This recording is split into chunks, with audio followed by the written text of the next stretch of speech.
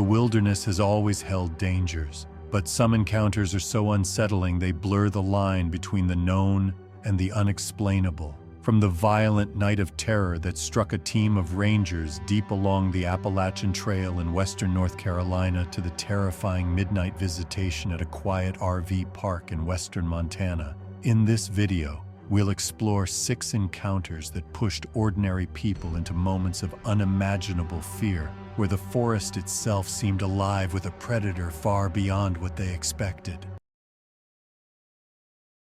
On September 3, 1999, a cold wind swept across a remote stretch of the Appalachian Trail in the high ridges of western North Carolina, rattling the spruce and fir and carrying the damp scent of moss and wet leaves through the darkening forest. 6 backcountry rangers had been sent into that wilderness after a string of calls came from hikers who reported hearing unnatural growls and finding trees splintered as though something enormous had slammed into them. The team carried rifles, radios, and packs heavy with supplies, but each of them understood that beyond the marked blazes, beyond the mapped routes, they were stepping into country that had always been hostile and untamed, and even the most experienced could not predict what waited in the mist. Their leader, 38-year-old Caleb Morris, had been working these mountains for more than a decade, hardened by black bear encounters and brutal Appalachian winters. Alongside him were 5 rangers of similar grit, men who knew that the smoky backcountry demanded respect. They made steady progress through marshy hollows and narrow ridges, and by evening they reached a hidden mountain glade where cold springs bubbled through rocky seams and the fog lay thick among twisted red spruce. They set camp near a line of wind-gnarled trees, the sharp scent of wet earth hanging heavy in the damp air. And as the light faded, the first drops of rain began to fall. By midnight, the storm had swelled into a violent torrent, wind tearing through the branches as thunder cracked across the ridges. Caleb tried to sleep, but a sharp snap outside the tent pulled him awake. Then the radios crackled alive with frantic voices, one ranger whispering about movement in the trees, another insisting something was circling them. Within seconds, chaos erupted. The sound of branches breaking under tremendous weight filled the camp,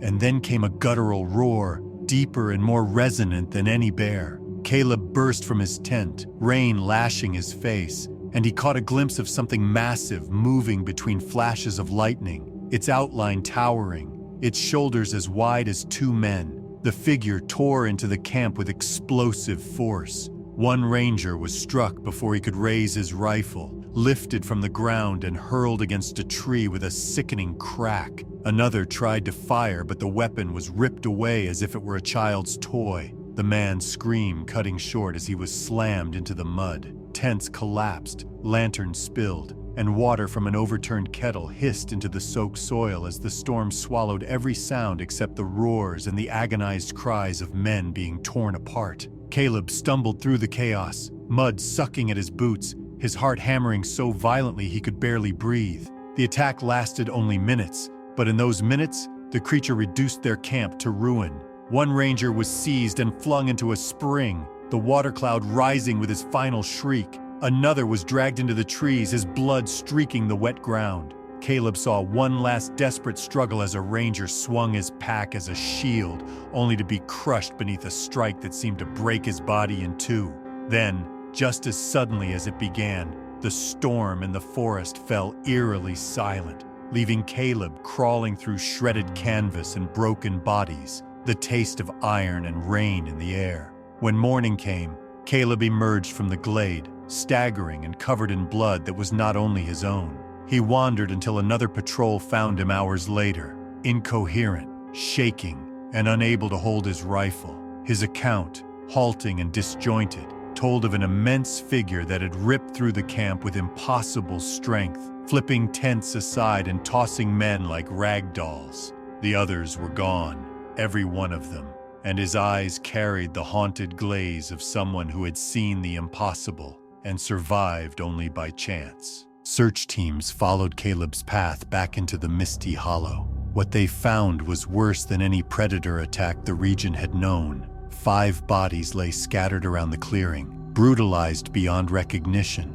their remains twisted and shattered in ways no black bear usually left. Tracks the size of frying pans pressed deep into the mud led from the camp toward a rocky outcrop, each step farther apart than any human stride. At the edge, the trail ended on slick stone, the footprints vanishing as though the earth itself had swallowed them.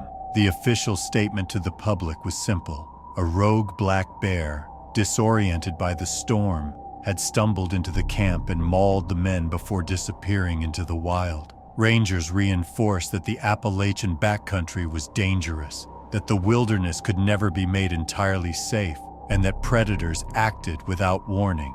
Yet the locals who had whispered about strange sounds and broken trees did not accept the explanation.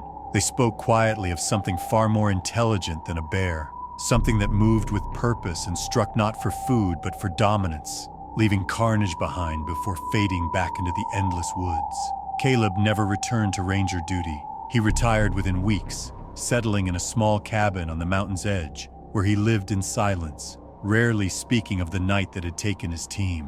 When he did, his words were always the same, delivered with trembling certainty, that the Appalachian wilderness held a predator unlike any other, a predator that knew the land better than any man, and that had chosen its victims with terrifying precision. He warned that it was still out there, waiting for those who dared to venture too deep into the fog-shrouded ridges and shadowed hollows. And though many dismissed him as broken by trauma, others believed, pointing to the oversized footprints and the shattered bodies as proof that something beyond bears and wolves haunted that remote corner of the mountains. The storm had passed, the forest had returned to silence, but in Caleb's mind, the roars still echoed, the screams still tore through the rain, and the sight of that immense figure remained burned into his memory, a reminder that in the heart of the Appalachian wilderness, something ancient and merciless still hunted. On October 14, 1987, the Ozark Mountains of northern Arkansas were wrapped in a dense storm, sheets of cold rain falling so heavily that the ridges vanished behind veils of water, thunder rolling endlessly across the valleys. Two seasoned hunters, Eli Harper and Jonas Whitman, had taken shelter in a wooden blind set against a tree line, their rifles propped beside them, their gear damp despite their best efforts to keep it dry. Both men had hunted deer and black bear for decades, toughened by years of storms and long nights in the woods, but nothing in their lives had prepared them for the hours that followed, when the wilderness itself seemed to awaken with something far more dangerous than weather. The blind creaked as gusts of wind shook it, rain seeping through cracks in the boards and dripping down their necks, the air inside damp and suffocating. Eli shifted and peered through a narrow gap in the wood, his eyes straining against the storm, but visibility was almost gone, the trees reduced to dark, swaying outlines. Still, he felt the unease building in his chest, a sense that they were not alone, that the forest held more than wind and water. He had learned to trust that instinct after years of listening for deer trails and watching for sudden silences in bird calls. When the storm briefly eased, his gaze dropped to the soaked ground below the blind, and his breath caught. There in the mud were prints,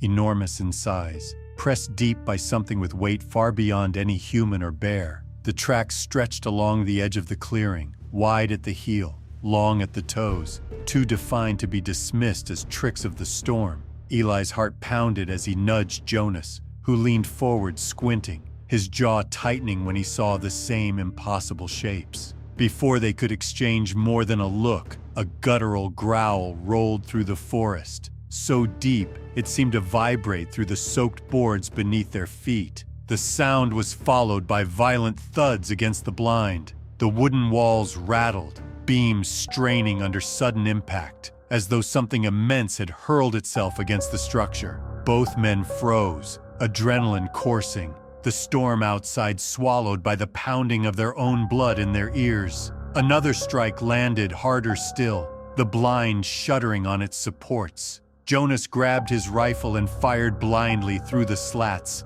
the muzzle flash briefly illuminating sheets of rain and twisted tree trunks. But nothing fell, and the growl only deepened in answer, moving swiftly from one side of the blind to the other as if circling. The storm masked everything else, rain plastering their hair to their foreheads, clothes soaked through until every movement was heavy and cold. The figure outside moved with an intelligence that made the hunters' stomachs knot in fear. It did not rush blindly like a bear. It paced, pressed, struck only hard enough to shake the blind without breaking it down, snapping small trees aside as though they were nothing but saplings. At times it pressed close, so near that the timbers groaned under its weight. Then it would fade into the storm, only to return minutes later with another strike that jarred the men's bones. Hours passed in this torment, time dragging as the men sat trapped, their rifles gripped tightly, their muscles stiff with tension, neither daring to close their eyes for even a moment. The growls never fully faded, sometimes distant, sometimes almost in their ears, always enough to remind them that whatever circled them had not lost interest. The blind felt smaller with every passing hour, the storm unrelenting. The hunters' nerves frayed until their hands trembled not from cold, but from the weight of fear they could not master. As dawn approached, the storm weakened, the thunder drifting farther across the mountains, the rain easing into a thin drizzle that revealed the battered state of the blind. Boards were cracked, nails bent loose, beams scarred where massive force had struck again and again. Eli and Jonas, exhausted and bruised from being slammed into the walls during the night, finally pushed their way out into the gray morning light, their boots sinking into the soaked ground. The forest was silent in a way that made their skin crawl. No birds calling, no rustle of small animals, as if the night's presence had drained all life from the woods. Around the blind, the mud told the story clearly.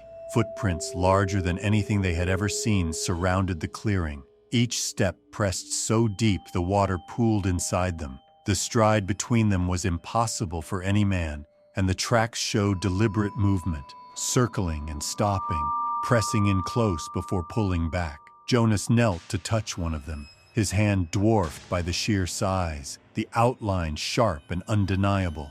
The tracks led into the trees and vanished, swallowed by undergrowth where the rain had softened the ground too much to hold the impressions. The two men stood in silence, battered, soaked, and trembling not from weather, but from the memory of the hours trapped inside the blind. They had faced bears before, even charging ones, but never had an animal shown such patience, such methodical pressure, as if toying with its prey. No bear paced for hours, striking without committing, circling with intelligence that felt closer to human than animal. They left the forest with heavy steps, rifles hanging at their sides, and though they spoke little of what had happened, the truth weighed on them both. In the days that followed, they tried to explain it away, to call it the storm, to call it fear, twisting their senses, but neither could erase the sight of the oversized tracks, the sound of guttural growls that vibrated in their chests, the feel of the blind shuddering under impossible force. Officially, they said nothing because they knew how it would sound, but the people who knew them best noticed the change. Eli hunted less, his nights restless, while Jonas no longer ventured into the mountains alone. Both men carried the knowledge that the Ozarks held something more than deer and bear, something that stalked not with hunger alone, but with intent. And though the rain had long since washed away the prints, in their minds the memory of that night endured. The endless hours of circling, the growls that never faded, and the certainty that they had not been spared by chance, but only because the thing that had tested them decided to let them live. On May 6, 2013, the Pacific Crest Trail cut through the fog-draped forests of Northern California, the morning air damp and cool, carrying the scent of pine and wet earth. 3 trail runners, Samantha Vega, Ryan Holt, and Tyler Green, had set out before dawn, moving fast and light as they often did, covering long stretches of trail for the challenge and the thrill of wilderness endurance. The trio was experienced and strong, each carrying the bare essentials: water, snacks, light packs, and shoes built for speed. They had run this section of the trail before, and they knew its curves and climbs well enough to trust their footing even on slick ground. But that morning, mist pooled thick in the valleys, obscuring the ridges and muffling sound. so that the usual calls of birds and rustle of deer seemed strangely absent. What should have been an invigorating run turned into a quiet, uneasy journey into a forest that felt heavier than usual, as though something unseen lingered beyond the tree line, watching each step they took. None of them returned. When they failed to check in with friends that evening, search efforts began. At first, rescuers assumed the runners had gotten lost, injured, or caught in bad weather, all hazards that could strike even the most prepared. But within 2 days, the first disturbing clues surfaced. Their gear was scattered across a stretch of forest off the trail, water bottles crushed flat as though by immense pressure, backpacks shredded open, their contents strewn across the undergrowth. Even stranger, 2 pairs of running shoes were missing entirely, while the third lay far from the others, torn and mud-soaked. The search widened, and eventually the clearing was found. In the middle of it, Samantha, Ryan, and Tyler lay motionless, their bodies strangely pushed together as though arranged, each of them scarred with deep scratches that no known predator left. The wounds were ragged, wide, and impossibly long, extending across their arms, backs, and faces in a pattern that spoke of power and precision rather than random attack. Blood had soaked into the earth, though oddly less than expected for injuries so catastrophic, as though much of the violence had been carried out elsewhere before they were dragged into that place. Circling the clearing, rangers discovered impressions in the soft soil that chilled even the most experienced among them. Oversized footprints, broader and longer than any humans, pressed deep into the ground, the stride length immense, moving around the bodies in deliberate arcs. The trail of prints extended toward the tree line before vanishing where the earth grew rocky, and roots tangled across the forest floor, leaving no clear direction of travel. No bear or mountain lion could be tied to such markings, and yet no other explanation seemed possible without stepping beyond the accepted bounds of known wildlife. In the days that followed, search crews and investigators returned, cataloging evidence and combing the forest for signs of a predator. No den was found, no tracks of familiar animals, no explanation for the brutal state of the bodies. Some of those on the recovery team reported unease even in daylight, the hair on their arms rising as guttural growls echoed faintly through the trees, so low they seemed to vibrate in the chest more than the ears. Branches snapped high above the ground, in places no human could reach, each break loud and sudden, startling the men and women who already felt they were being watched. Authorities issued a statement after the autopsies, careful with their wording, avoiding conclusions that could not be substantiated. They ruled out known predators, saying that no mountain lion or bear attack matched the evidence, and instead labeled the event a freak accident, suggesting that environmental factors, panic, or an unknown chain of events had led to the deaths. They urged the public not to speculate, reassuring hikers that the trail was safe,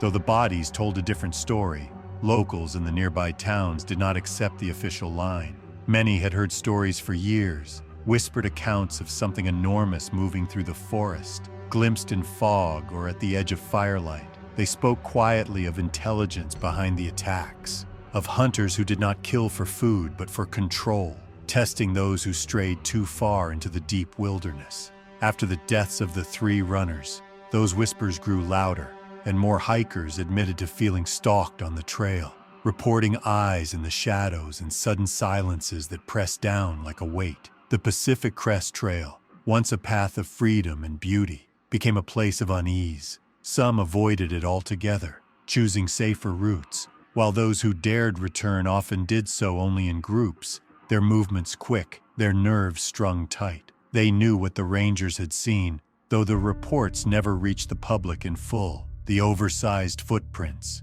the strangely arranged bodies, the violent slashes that bore no resemblance to claw or tooth. They knew that in those forests, something massive still hunted, something that had stalked 3 strong runners until it chose to end their lives in a clearing marked forever by blood and silence. Years passed, but the story lingered. Hikers continued to report growls carried on the wind, distant but close enough to set their hearts racing.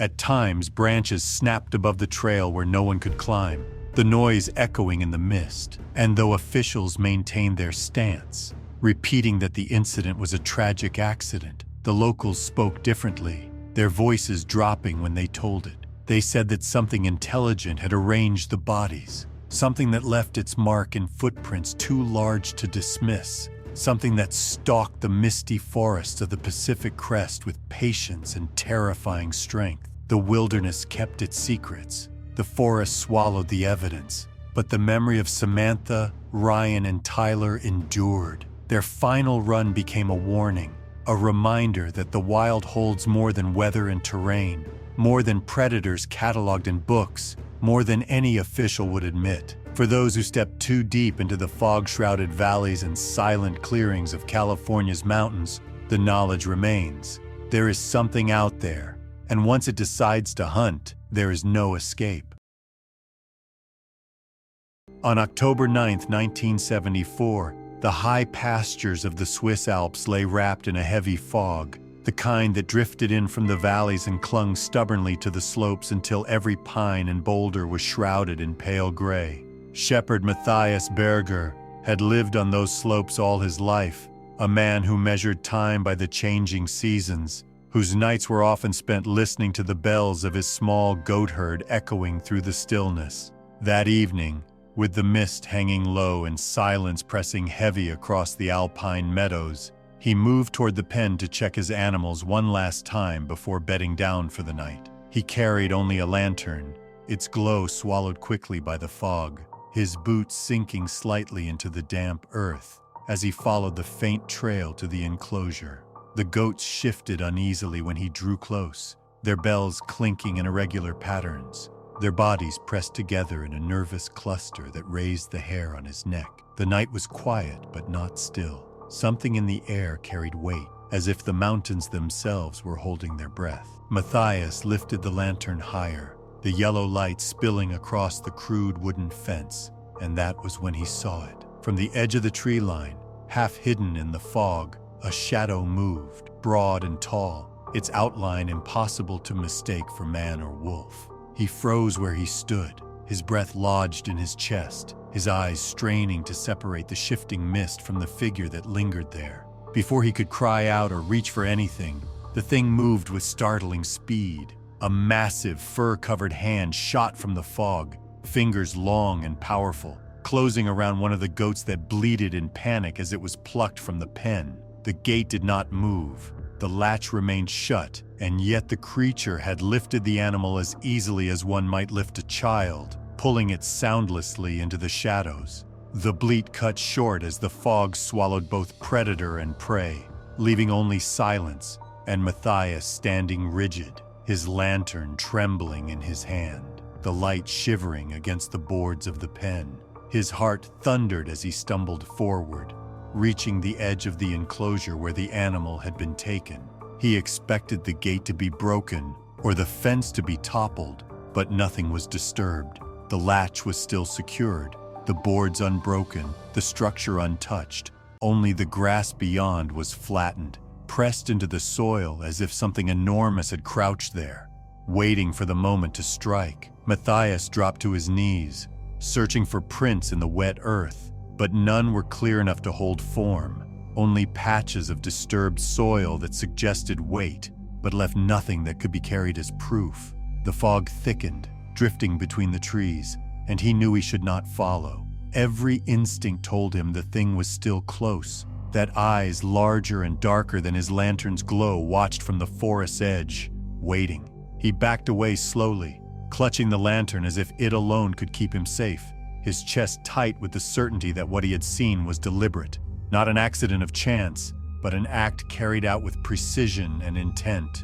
The goat had been taken not in the frenzy of a predator, but with a silence that spoke of intelligence. That night, Matthias did not sleep. He sat awake in his cabin, staring at the flames in his small stove, replaying the sight of the hand again and again. The size was beyond human, the fur thick and dark, the fingers curling around the struggling animal with a calm strength that chilled him more than the act itself. Wolves had plagued the valleys before, and once or twice bears wandered down from wilder slopes, but neither could move in such silence nor lift a goat over a fence without leaving claw marks or splintered wood.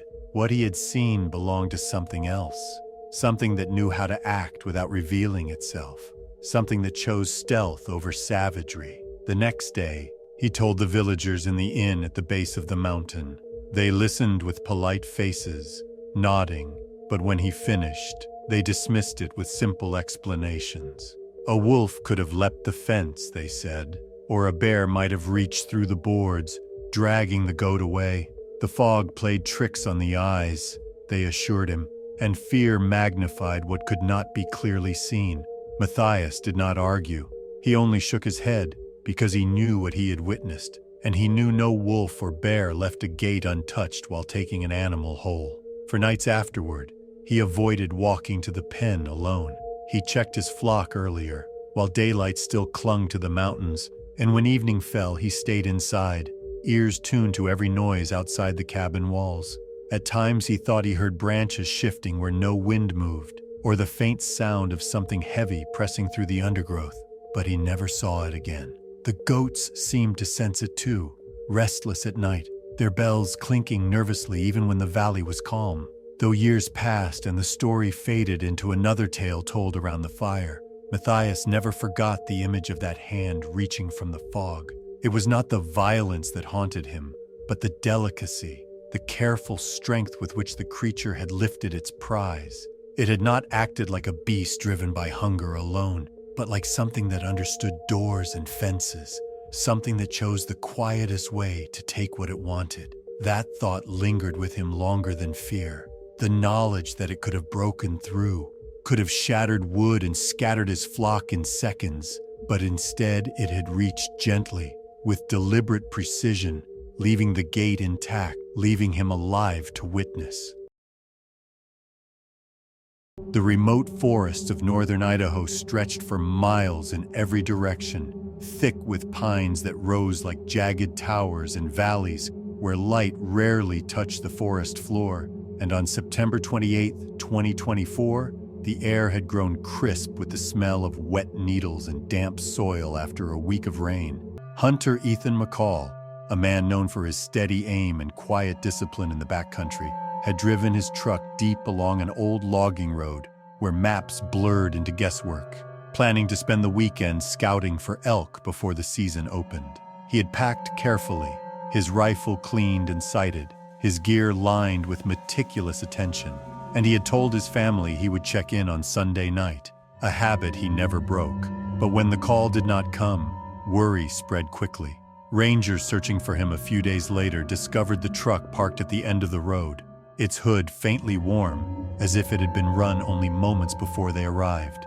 Yet the scene inside told a story that no one could easily accept. Ethan lay slumped over the steering wheel, his body battered and bruised, cuts raked across his arms and shoulders as though from enormous claws, his wide, glassy eyes frozen in an expression of sheer terror. His rifle, once his most trusted companion, had been bent almost cleanly in half as though twisted by impossible strength, its stock splintered and barrel warped. Ammunition was scattered across the cabin floor, some cartridges crushed underfoot, others lying as if they had spilled during a frantic scramble. Both doors were ajar, hanging open into the quiet air, and the forest pressed in all around, thick with silence broken only by the distant cry of a raven. When rangers stepped beyond the truck into the soft earth at the edge of the trees, they found tracks unlike any they had seen before. Deep, oversized footprints marked the soil, each pressed down with weight that suggested something immense had moved from the roadside into the pines. The stride was longer than that of any human, the impressions broad and rounded, too clear to dismiss yet too large to believe, and they led straight into the dark trees where the trail ended abruptly, as if whatever had made them had simply vanished. No other human footprints were visible, no drag marks, no scuffle in the dirt, only those massive tracks and the eerie stillness of the woods that seemed to swallow sound itself. The rangers searched the surrounding area, combing through the brush, circling ridges and tracing deer trails, but no further sign of Ethan's struggle could be found. His camp was never located, no pack, no tent, no spent shell casings from his rifle. It was as though everything had begun and ended at the truck, a brief, violent encounter marked by force far beyond anything they had ever attributed to the wildlife of Idaho. In their official report, the explanation was recorded as an accident, though no one could quite explain what sort of accident left a seasoned hunter dead in his own truck, his weapon destroyed as though it had been no sturdier than a twig. Among locals, however, the story did not rest quietly. Word spread quickly through the small towns that lined the mountains, carried by hunters, trappers, and guides who knew the backcountry better than anyone, and the whispers carried an edge of dread. Some spoke of a predator that struck without warning, a thing massive and intelligent enough to dismantle a man's only defenses and leave no trace but the deep impressions of its passing. Others claimed Ethan must have stumbled into something ancient, something that moved with purpose rather than instinct, a hunter in its own right that had chosen to reveal its presence only long enough to ensure no witness would ever walk away. Those who saw the rifle in the ranger station, twisted and warped in a way no bear could have managed, refused to believe the official explanation, and those who stood at the site described the uneasy sensation of being watched even in daylight, as if the trees themselves concealed something vast and patient. At night, the forest in that region seemed to fall into unnatural silence, the usual calls of owls and coyotes muffled, as though the living creatures knew better than to break the stillness. Ethan McCall's death was closed as an accident, yet no one who heard the full details accepted it so easily. Hunters who once scouted the ridges near that road now avoided the area, unwilling to risk vanishing into the same silence that had claimed him. Guides warned visitors away, choosing longer routes through rougher terrain rather than setting foot where those footprints had once pressed into the earth. Even seasoned trappers, men who had braved wolves, cougars, and bears for decades, admitted they no longer felt safe in those woods, and some quietly said that Ethan had not been unlucky but chosen, targeted by something that could crush steel and silence a man in moments. What remained most haunting were his eyes, described by the ranger who found him as wide with such terror that no natural predator could have inspired it. Something had come for him in the quiet depths of northern Idaho, something capable of bending steel and vanishing into the trees without leaving a single trace. And though officials had dismissed it, the hunters who knew the forest best carried a heavier truth. The impression of those oversized footprints lingered long after the soil had hardened, burned into the minds of those who had seen them, a reminder that there are places where the line between wilderness and something far older is thinner than anyone wants to admit. Ethan McCall had ventured into those woods as he had many times before, confident and prepared. But what awaited him that weekend was no accident. It was a meeting with a force that moved silently through the forest, stronger than any animal, more deliberate than any predator, and still waiting in the shadows for those who dared to follow the same path. On the night of May 8, 2025, the secluded RV park in the wooded lowlands of western Montana was still and quiet, the air cool and clear after a long day of sun, and the campers inside their vehicles were settling into the peace that came with being far from towns and highways, surrounded only by the dense trees and the faint trickle of a creek that ran beyond the clearing. The quiet was broken only by the occasional rustle of wind in the pines, and many of the campers had gone to sleep early, satisfied with the solitude and comfort of the forest, unaware that something would soon disturb their night in a way that would leave them shaken and unwilling to return. Around 10:30 p.m., a sound rolled across the trees, deep and guttural, like an animal growl, but unlike anything the campers had heard before, carrying a resonance that seemed too powerful to come from a bear, too layered and deliberate to be the cry of a mountain lion. And the noise stirred several people from their bunks. Windows slid open, and nervous faces peered into the darkness. Though the forest appeared calm at first, the glow of moonlight casting only vague shapes in the fog drifting along the tree line. Then shadows began to shift, moving between the trailers, tall and broad, larger than any human, gliding with unsettling silence except for the heavy thuds of feet against the earth. Inside one RV, Tom Whitaker, a man in his late 40s who had been traveling through Montana in search of quiet fishing spots, felt the vibrations of something pressing against his trailer wall, as though an immense weight had brushed against it, rattling the metal frame. He sat frozen in his chair, listening as objects outside clattered to the ground, folding chairs toppling, coolers tumbling open, and the distinct sound of tarps tearing under force. Across the park, other campers gripped their locks and curtains, unwilling to step outside, whispering silent prayers that whatever prowled among them would move on. The growls came again, closer this time, vibrating through the earth like the warning of something territorial and intelligent. Doors rattled as if tested, handles twisting lightly, and the metallic clang echoed through the silent clearing, each sound raising gooseflesh on those who sat trapped inside their campers, staring at the shaking doors with terror. A cooler was hurled against the side of a trailer, bursting open and spilling its contents across the dirt, followed by the sound of a table snapping clean in half.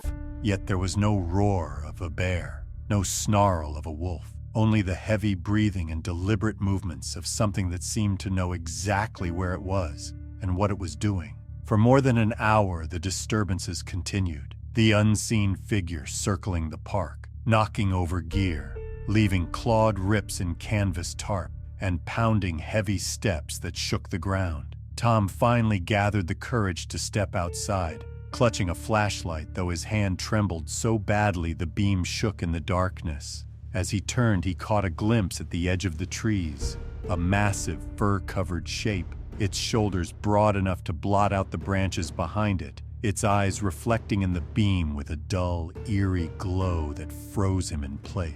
In a single stride, the figure slipped back into the forest, and the night swallowed it whole, leaving only silence and the sound of his ragged breathing. He stumbled back into his RV, slamming the door shut, and locked it again with trembling hands. The campers remained inside until dawn, listening as the noises gradually faded into the deeper woods, though none dared sleep again, their nerves frayed by every creak and shift of the forest. When the first pale light seeped into the clearing, they stepped out one by one, gathering in silence to inspect the chaos left behind. Chairs were overturned, gear scattered across the dirt, food containers ripped open and tossed aside, and tarps shredded with precision that looked less like animal tearing and more like deliberate destruction. Deep prints pressed into the soft ground led away from the park toward the thicker trees, the tracks measuring far too large for any human foot, each stride longer than a man could manage, and they disappeared into the shadowed forest where the morning light could not reach. When rangers arrived later in the day, they photographed the footprints and walked the grounds, noting the torn supplies and the damage to the trailers, though they found no hair samples, no claw marks that matched bear or cougar, and no droppings that might suggest the presence of a large predator. Their official report suggested a bear might have wandered through camp, drawn by food, but several of the campers, including Tom, knew that explanation was inadequate, for the scale of the figure they glimpsed and the deliberate way it moved made the encounter unlike any known animal. Still, the authorities closed the file as routine, leaving the campers to share their own stories and whispers about what had really visited the RV park that night. In the days that followed, word spread quickly among locals, and nearby residents began avoiding the park at night, unwilling to risk their families or themselves near the clearing where guttural growls had echoed and massive footprints had pressed into the soil. Some spoke of glowing eyes that could be seen flickering deep among the pines if one dared shine a light into the trees, while others warned that the creature had shown restraint this time, choosing intimidation over bloodshed, and that there was no guarantee it would remain so merciful if disturbed again. The memory of that night remained vivid for every camper who had been there, not only because of the chaos and destruction, but also because of the unnerving realization that they had been stalked for hours by something immense, intelligent, and powerful, something capable of breaking through walls and doors if it had chosen, yet deliberate enough to restrain itself, leaving them shaken but alive. For many, the fear that lingered was not what they had seen, but what they had not. the certainty that the massive figure in the trees had watched them closely all night, gauging their reactions, and had left only because it wanted to, not because they had stopped it. The RV park still stands, though far fewer people choose to stay overnight, and those who do often leave before nightfall, unnerved by the stillness that hangs over the clearing. The memory of the overturned gear, the glowing eyes, and the heavy footprints remains etched into their minds, a warning that the forest around them holds more than deer and bear, and that something enormous and cunning still prowls among the pines, striking not with teeth and claws, but with stealth and the haunting reminder of its presence.